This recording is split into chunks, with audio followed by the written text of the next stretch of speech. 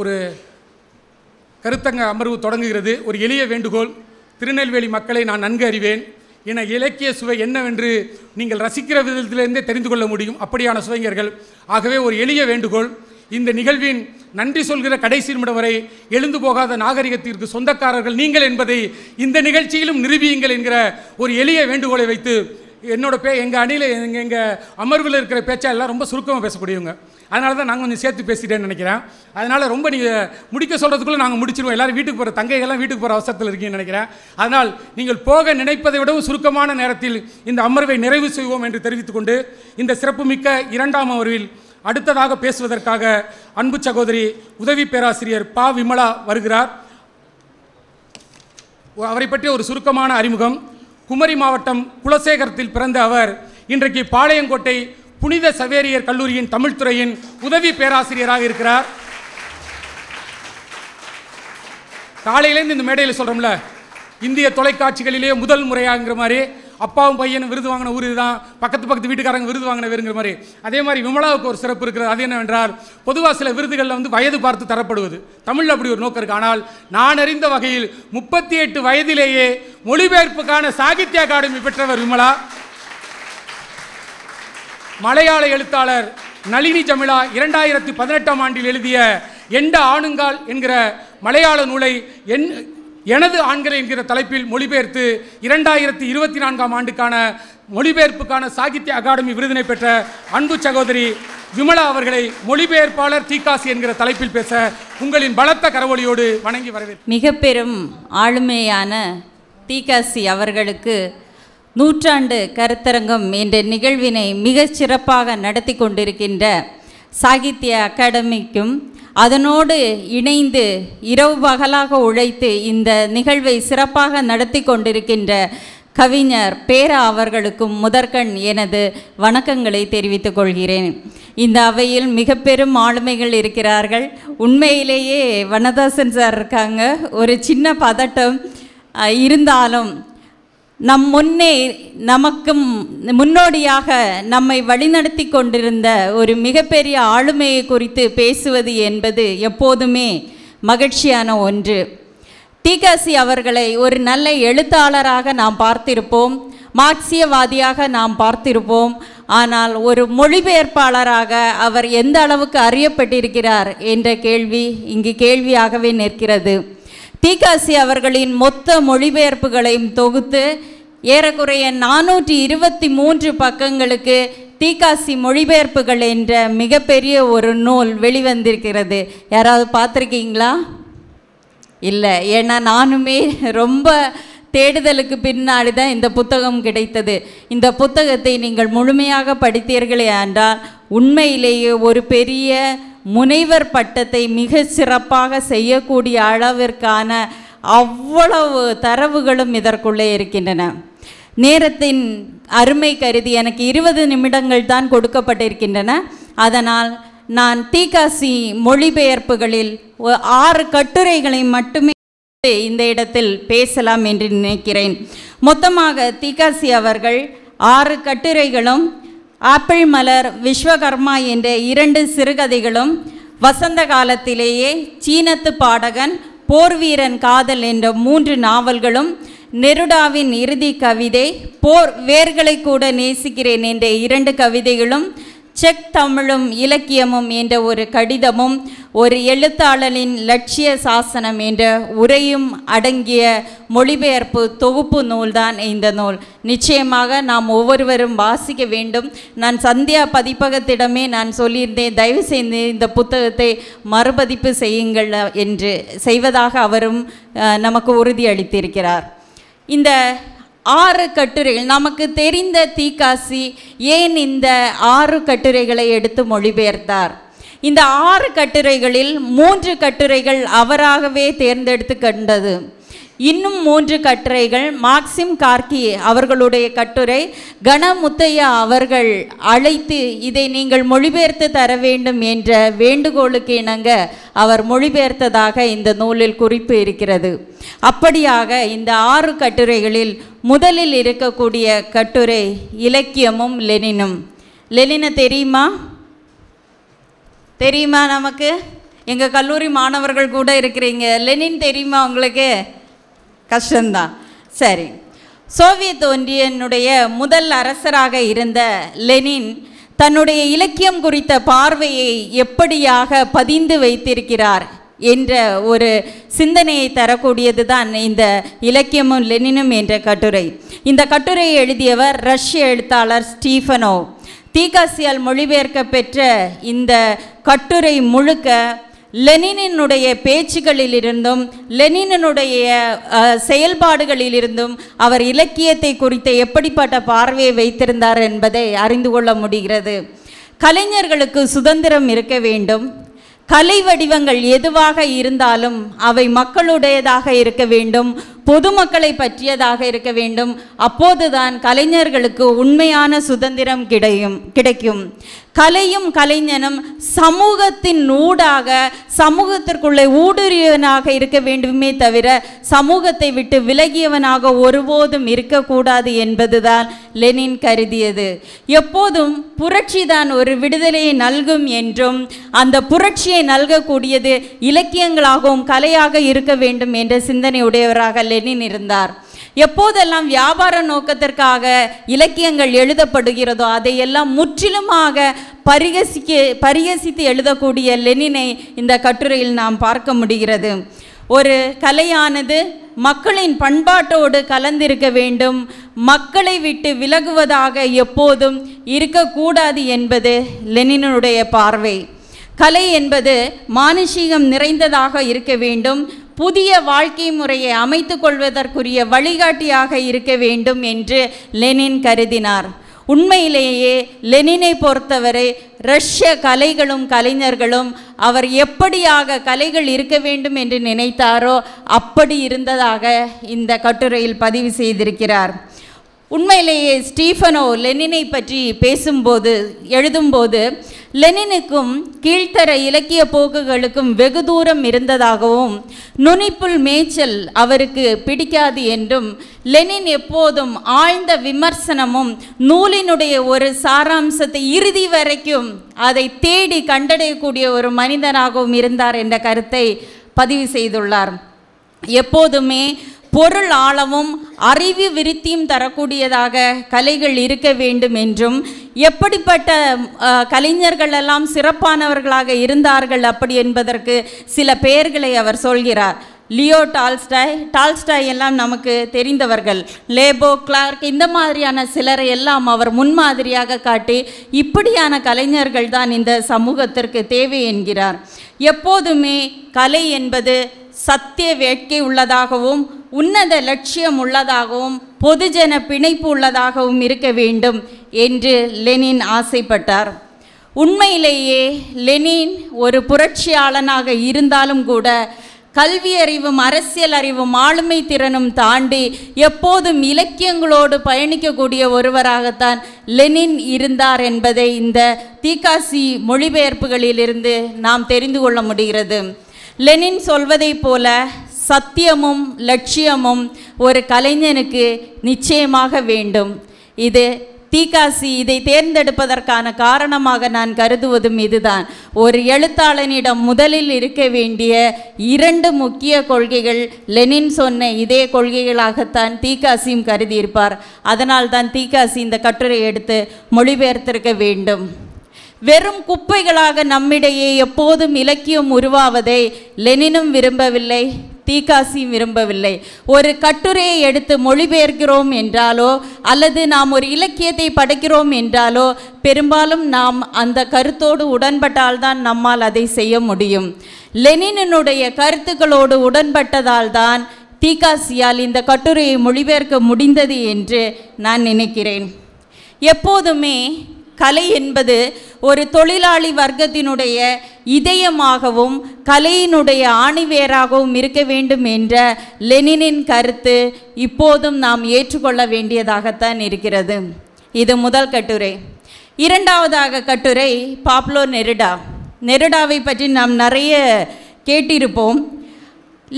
நெருடாவினுடைய இலக்கிய தன்மை எப்படி இருக்கிறது என்பதை பற்றியதாக அல்லது அவருடைய இலக்கிய போக்கிற்கு அடிப்படையாக அமைந்த இலக்கியங்கள் என்னவெல்லாம் என்று நாம் அறிந்து கொள்வதற்காக எழுதப்பட்ட ஒரு கட்டுரையாக, மொழிபெயர்க்கப்பட்ட ஒரு கட்டுரையாக இந்த கட்டுரை அமைந்திருக்கிறதை நான் பார்க்கிறேன். பொதுவாக அன்றைய காலகட்டத்தில் நெருடாவினுடைய இலக்கிய போக்கிற்கு மாறாக அன்றைய லத்தீன் அமெரிக்க கவிதை போக்கு எப்படி இருந்தது என்பதை நெருடா பதிவு செய்கிறார். எப்போதுமே மிகவும் மென்மையாக, பணக்காரர்களின் கால்களை வருடுகிறவர்களாக, அரசியல்வாதிகளுக்கு ஒத்து ஊதுகிறவர்களாக கவிஞர்கள் இருந்தார்கள் என்பதை மிக தைரியமாக பதிவு செய்திருக்கிறார் நெருடா.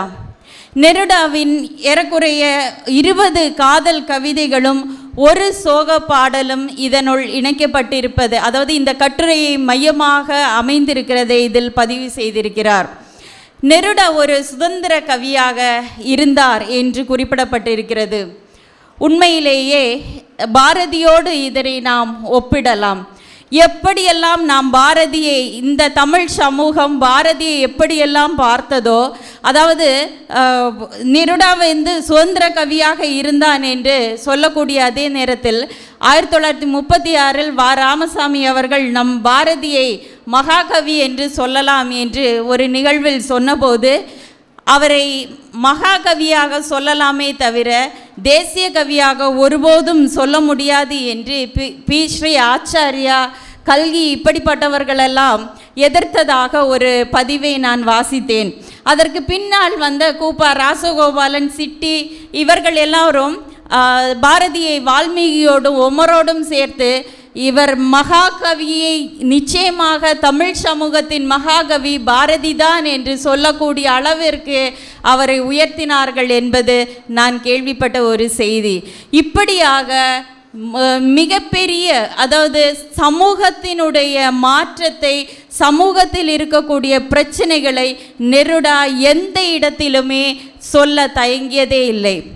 பாசிஸ்ட் மிலேச்சர்கள் என்ற சொல்லை நேரடியாகவே அவர் பயன்படுத்துகிறார். 1914 தொடங்கிய இந்த உலக மகா யுத்தத்தினுடைய பேரிழப்புகளும் இந்த யுத்த மோகங்களும் மக்களின் உழைப்பை சுரண்டி அதனால் கொழித்து வாழ்கின்ற ஒரு கூட்டம் மக்களையும் அவர் பாசிஸ்ட் மிலேச்சர்கள் என்று சொல்லி அழைக்கிறார். உண்மையிலேயே நெருடா என்பவன் ஒரு சுதந்திர கவி என்று அந்த கட்டுரையில் குறிப்பிடப்பட்டு இருக்கிறது. ஒரு கவிஞன் எப்போது விடுதலையை பற்றி பேசக்கூடியவனாக, சமத்துவத்தை பற்றி பேசக்கூடியவனாக, மக்களின் எழுச்சியை பற்றி பேசக்கூடியவனாக, பாகுபாட்டை ஒழிக்கக்கூடியவனாக இருப்பானோ நிச்சயமாக அவன், அந்த கவிஞன் மகா கவிஞனாகவே இருக்க முடியும். பாரதியாரையும் நாம் அப்படியே தான் இந்த இடத்தில் பதிவு செய்து கொள்ளலாம். நெருடா ஒரு விசித்திரமான மனிதராக இருந்தார். உண்மையிலேயே சிலி அரசாங்கத்தினுடைய ஒரு தூதுவராக பணியாற்றிய காலகட்டத்தில் கடுமையான போர் வருகிறது. அந்த போரில் இவருடைய நெருடாவினுடைய நண்பர் கார்சியா லார்கா என்பவர் கொல்லப்படுகிறார். மார்டின் நகரில் கடுமையான குண்டு பொழிந்து அங்கு இருக்கக்கூடிய பச்சிளம் குழந்தைகள் எல்லாம் இறந்தபோது எந்த விதமான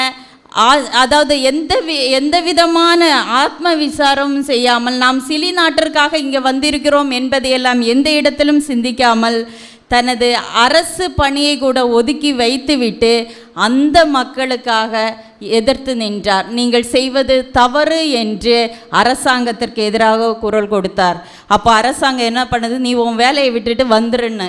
ஏன்னா அவங்களுக்கு எப்போதுமே எதிர்ப்பு அல்லது எனக்கு எதிராக ஒரு குரல் வந்தால் ஃபஸ்ட்டில் அதை அமைக்கிட்டு தான் அடுத்த வேலை, இல்லைன்னா நமக்கு ஆட்சி செய்வது என்பதே ரொம்ப கடினம், நீ கிளம்பி வந்துருன்னு சொல்லிட்டாங்க. ஒரே வார்த்தையில் அவர்களுக்கு திரும்ப பதில் எழுதுகிறார். சிலி மொழியிலே எழுதுகிறார், ஸ்பெயின் என் இதயத்திலே இருக்கிறது என்று. அப்படியான ஒரு மனிதரை வேறு எங்கேயுமே பார்க்க முடியாது. தன்னுடைய பணி கூட எதுவாக இருந்தாலும் பரவாயில்லை, மக்கள் துன்பம் அடையும் போது அதில் எந்த விதமான சந்தோஷத்தையும் தேடிக்கொள்பவன் கவிஞன் அல்ல. அவர் அழகாக சொல்வார், வேடிக்கை பார்ப்பவனுடைய கவிதைகள் அல்ல என்னுடையது, ஒரு போர் வீரனின் கவிதைகள் ஸ்பானிஷ் மக்களின் வீரத்தை போற்றும் கவிதைகள். சுரங்க தொழிலாளியும் சுண்ணாம்பு பூசுவனும் விவசாயியும் தச்சனும் கொல்லனும் எவ்வாறு தாய் நாட்டை காக்க போரிட்டனர் என்பதை கூறும் கவிதைகள். சர்வதேச தொண்டற்படை ஸ்பானிய மக்களுடன் சேர்ந்து உயிர் தியாகம் செய்வதை மனம் கசிந்து பாராட்டும் கவிதைகள் என்று சிலி மொழியிலே எழுதியிருப்பார். எவ்வளவு பெரிய கவிஞர்! அதே போன்று ஸ்டாலின்கிராட் நகரத்தின் மீதாக போர் தொடுத்த போது அந்த ஸ்டாலின்கிராட் நகரத்திற்கு எழுதுகிறார், ஓ ஸ்டாலின்கிராட் நகரமே, மெக்சிகர்களும் அரகானியர்களும் படகோனியர்களும் குவாரனியர்களும் சிலியர்களும் உருகுயர்களும் ஆகிய நாங்கள் கோடான கோடி மக்கள் உன் அருகில் இல்லை, உனக்கு வெகு தூரத்தில் இருக்கிறோம், உனது மதிர் சுவர்களை கூட தொட முடியாத வெகு தூரத்தில் இருக்கிறோம், உன்னை பாதுகாக்க வர முடியாதபடி வெகு தொலைவில் இருக்கிறோம். ஓ எரியும் நகரமே, போரிடு, புயல் காற்றில் தத்தளிக்கும் மக்களாகிய நாங்கள் உனது அன்பு முத்தங்களை பெற ஏங்கிக் கொண்டு ஓடி வரும் வரை ஓ ஸ்டாலின் நகரமே போரிடு. இப்படியான ஒரு எழுத்தாளன் தான் நெருடா. இப்படி இதே போன்ற ஒரு சிந்தனையை பாரதியிடமும் பார்க்க முடிகிறது. பெல்ஜியத்திற்காக வாழ்த்து சொல்லக்கூடிய பாரதியை நாம் பார்க்க முடிகிறது. ஜெர்மனியில் நாசிகளால் போர் செய்யப்பட்டு பெல்ஜியம் தோல்வியை தழுவியிருந்தாலும் கூட பெல்ஜியத்துக்கு வாழ்த்து சொல்லுகிறார். அறத்தினால் வீழ்ந்து விட்டாய், அந்நியன் வலியனாகி மரத்தினால் செய்த வன்மையை பொறுத்தல் செய்வாய், துளங்கர ஓங்கி நிற்பவர் துயருண்டோ துணிவுளர்க்கே என்று பெல்ஜியத்திற்கு வாழ்த்து சொல்லக்கூடிய அதே பாரதிய மா காளி பராசக்தி உருசிய நாட்டினர் கடைக்கண் வைத்தாள் அங்கே, ஆகா என்று எழுந்தது பார் யுகபுரட்சி, கொடுங்கோலன் அலறி வீழ்ந்தான், அடிமைக்கு தலையில்லை, யாரும் இப்போது அடிமை இல்லை அறிக என்று உருசிய நாட்டு வீரர்கள் வெற்றியின் போது பாரதியார் தன்னுடைய கவிதையில் அந்த வெற்றியை, அந்த மகிழ்ச்சியை பதிவு செய்திருக்கக்கூடிய நிலையை பார்க்க முடிகிறது. கவிஞர்கள் என்பவர்கள் வெறும் கவிதைகளை மட்டும் எழுதி கொண்டிருப்பவர்கள் அல்ல. எங்கெங்கெல்லாம் மனித இனம் அடிமைப்படுகிறதோ, எங்கெங்கெல்லாம் புரட்சி தேவைப்படுகிறதோ அப்போதெல்லாம் வெகுண்டு எழக்கூடியவர்களாக இருக்க வேண்டும் என்ற ஒரு சிந்தனையையும் இந்த இடத்தில் பதிவு செய்து கொள்ளலாம் என்று நினைக்கிறேன். இந்த சிந்தனை தான் தீக்காசியை இந்த கட்டுரையை மொழிபெயர்க்க வைத்தது என்று நான் நினைக்கிறேன். மூன்றாவது கட்டுரை காரல் மார்க்ஸின் வாழ்க்கை. நமக்கு எல்லாம் தெரிந்த காரல் மார்க்ஸ் யார்? மார்க்சியம் சரி, மூலதனம் என்கிற உலகையே நகர்த்தி கொண்டிருக்கக்கூடிய மூலதனம் என்கிற மிகப்பெரிய நூலை உலகிற்கு தந்த அந்த மகா மேதை எப்படிப்பட்ட வறுமையில் வாடினான் என்பதை பதிவு செய்யக்கூடிய, யாரும் அறியாத ஒரு வாழ்க்கையை பதிவு செய்திருக்கக்கூடிய ஒரு கட்டுரை தான் காரல் மார்க்ஸின் இல்வாழ்க்கை என்கிற இந்த கட்டுரை. இந்த கட்டுரையை எழுதியிருக்கக்கூடியவர் காரல் மார்க்ஸின் பேரன், மகள் வயிற்று பேரன். அவர் 3 வயது குழந்தையாக இருக்கும்போது தன்னுடைய தாத்தா எப்படியெல்லாம் இருந்தார், தன்னுடைய பாட்டி எப்படி இருந்தார், தங்கள் வாழ்க்கை எப்படியாக இருந்தது என்பதை இதில் பதிவு செய்திருக்கக்கூடியதை பார்க்க முடிகிறது. மிகப்பெரிய வலி நிறைந்த வாழ்க்கை. உண்மையிலேயே அந்த கட்டுரையை படித்தபோது மலையாளத்தில் வைக்கம் முகமது பஷீர் என்ற ஒரு எழுத்தாளுமை கேட்டிருப்பீங்கன்னு நினைக்கிறேன். அவருடைய மிக முக்கியமான, ரொம்ப சின்ன புத்தகம் ஆனால் மிக முக்கியமான ஒரு புத்தகம் பால்யகால சகி. அந்த பால்யகால சகியை படித்து முடிச்சிங்க அப்படின்னா மனசில் ஒரு வலி வரும். ஒரு 2 நாளைக்கு அந்த வலி நிச்சயமாக இருக்கும். அந்த வலியை நான் இந்த கட்டுரையில் உணர்ந்தேன். நாம் எல்லாம் பார்க்கக்கூடிய காரல் மார்க்ஸ், நாம் எல்லாம் அறிந்த காரல் மார்க்ஸ் வேறு விதம். இதில் இந்த கட்டுரையில் பார்க்கக்கூடிய காரல் மார்க்ஸ் வலியும் மரண ஓலங்களும் துன்பமும் பட்டினியும் நாடு கடத்தப்படுதலுமாக வாழ்க்கை அப்படியே சின்ன பின்னமாக சுக்கு நூறாக பிச்சு போட்டால் எப்படி இருக்கும், அப்படியான ஒரு காரல் மார்க்ஸை தான் இந்த கட்டுரை. நிச்சயமாக நாம் ஒவ்வொருவரும் வாசிக்க வேண்டும். இன்றைக்கு நாம் பெரிதாக கொண்டாடப்படக்கூடிய மனிதர்களுக்கு பின்னால் இருக்கக்கூடிய நம்மால் பார்க்க முடியாத பல கடுமையான சூழல்களை கடந்துதான் அவர்கள் வந்திருப்பார்கள். 1843 பாரிஸுக்கு கடத்தப்படுகிறார். பின்பு பிரேசிலுக்கு கடத்தப்படுகிறார். 48 திரும்ப பாரிஸுக்கு கடத்தப்படுகிறார். திரும்ப ஜெர்மனுக்கு கடத்தப்படுகிறார். 49 பாரிஸுக்கு கடத்தப்படுகிறார். ஒரே மாதத்திற்குள் 2 வேறு நாடுகளுக்கு கடத்தப்படுகிறார். எப்படிப்பட்ட மனிதாபிமானமற்ற செயல்! யோசிச்சு பாருங்க.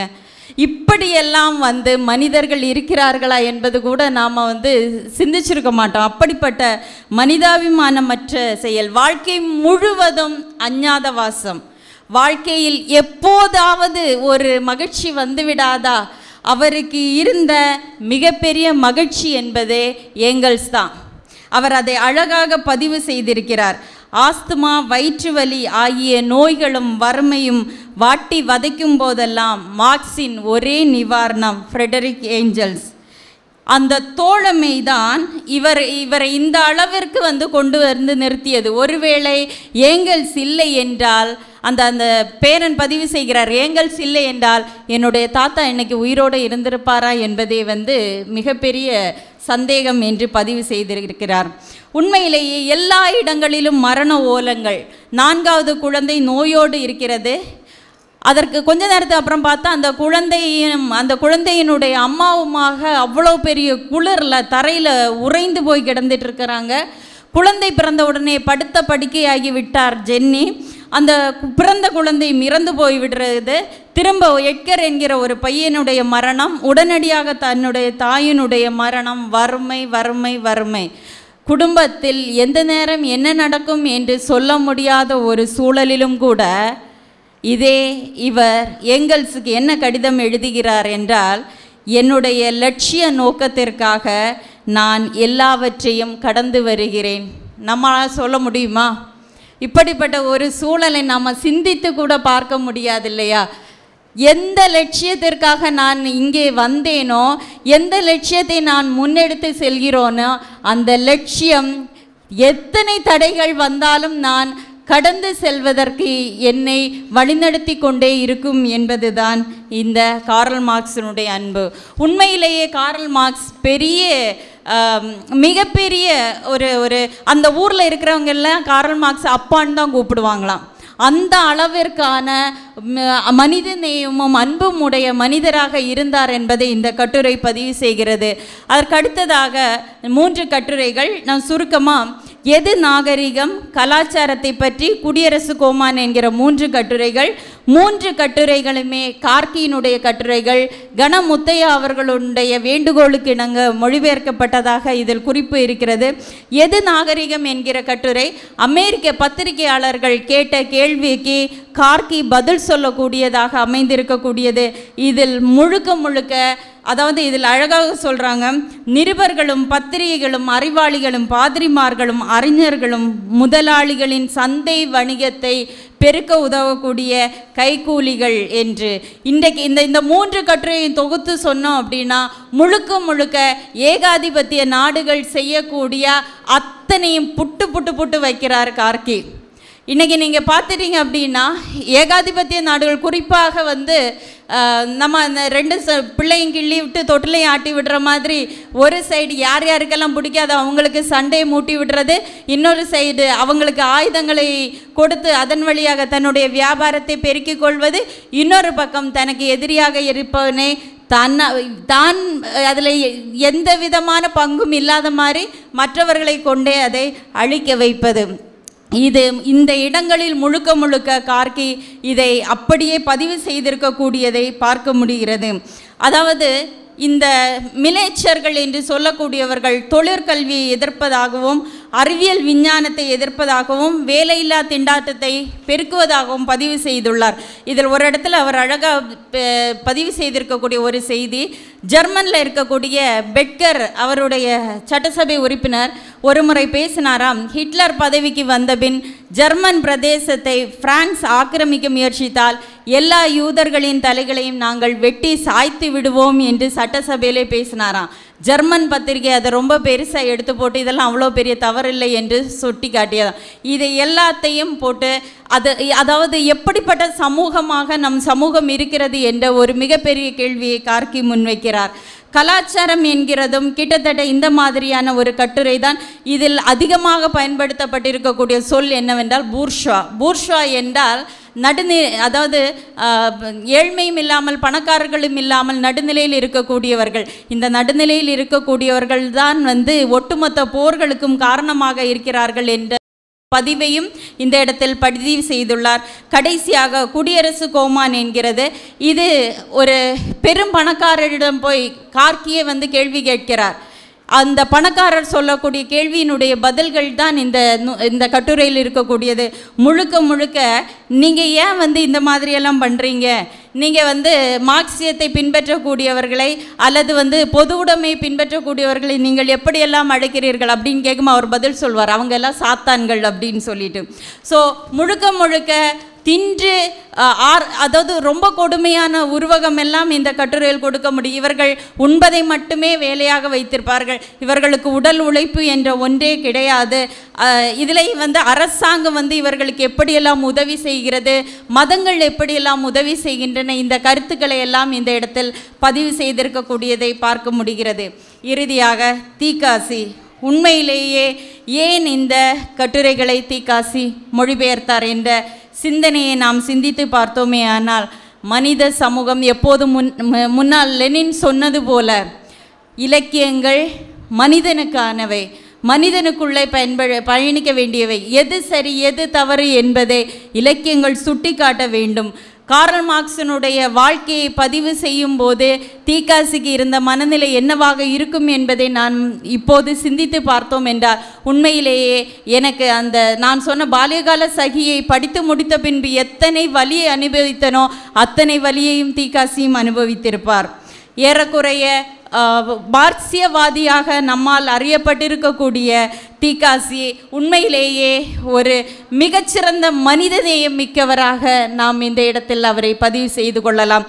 அவருடைய நூல்கள் முழுக்க Lenin, Marx, Jenny, Engels, Neruda, Whitman, Tolstoy, Abraham Lincoln இப்படியாகத்தான் இந்த நூல்கள் முழுக்க நிறைந்து கிடக்கின்றன.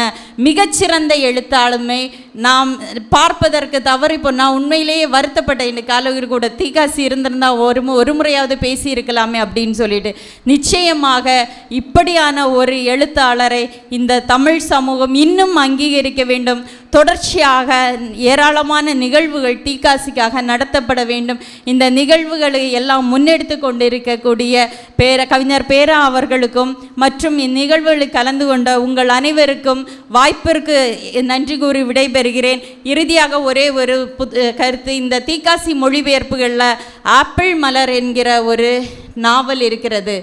நிச்சயமாக நாம் ஒவ்வொருவரும் வாசிக்க வேண்டிய ஒரு நாவல் ஆப்பிள் மலர். வாய்ப்புள்ளவர்கள் இதை படித்து பாருங்கள் என்று கூறி வாய்ப்புக்கு நன்றி கூறி விடைபெறுகிறேன். நன்றி, வணக்கம்.